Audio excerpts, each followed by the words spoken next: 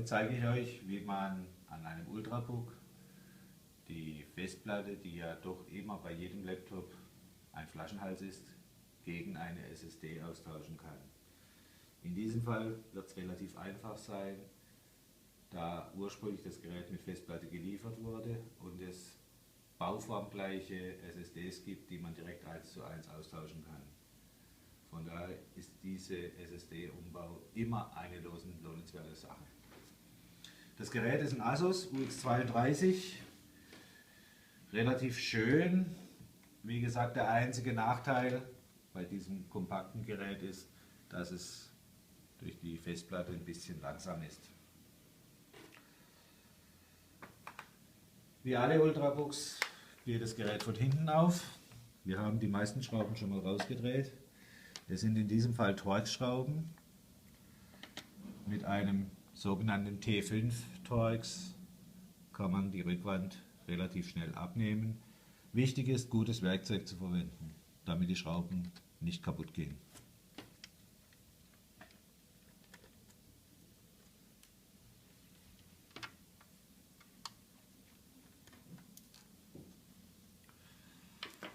So, Platte ist relativ schnell ab. Die anderen Schrauben haben wir, wie gesagt, schon gelöst. Dann lässt sich die Platte abnehmen. Darunter haben wir Akku, Festplatte, Speicher, WLAN. Die restlichen Komponenten sind auch fest auf dem Mainboard aufgelötet. Um jetzt an die Platte zu kommen, muss der Akku raus. Dieser ist auch mit einigen Kreuzschlitzschrauben verschraubt.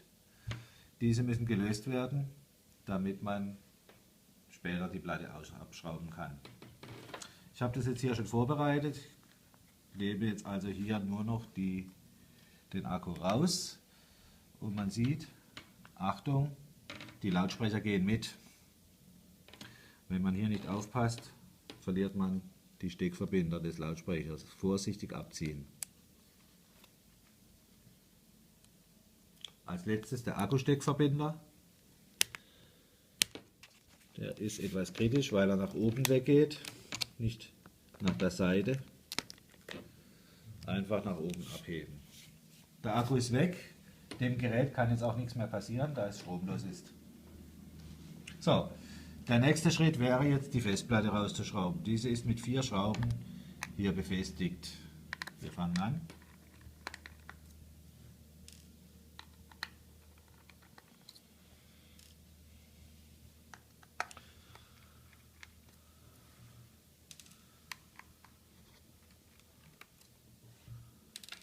So, die Platte ist los und man kann sie problemlos rausziehen. Jetzt kommt die neue SSD zum Einsatz.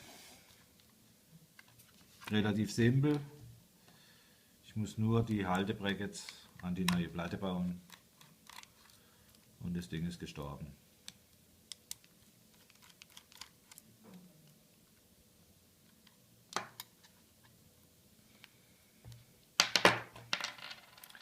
Wichtig, dass man rechts und links nicht verwechselt, sonst hat man später Probleme beim Einbau.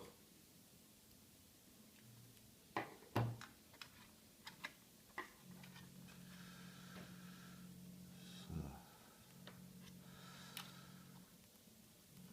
Ein magnetischer Schraubendreher hilft.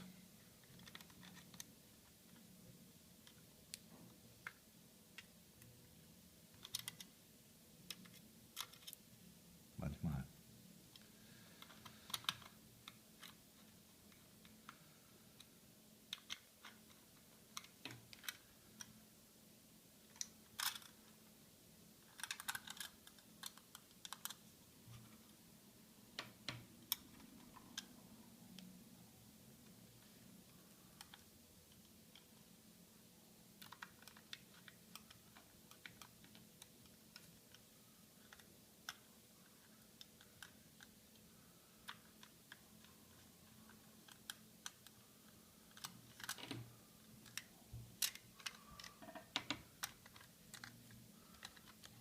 Vorsichtig einsetzen, wenn man alles richtig gemacht hat.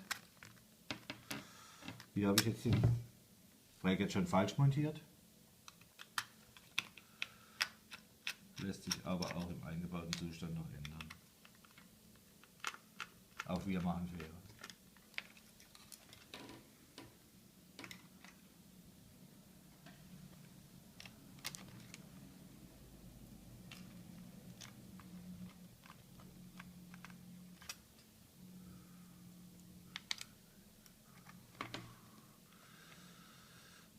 Achten muss man darauf, die Festplattenschrauben sind immer Zollschrauben.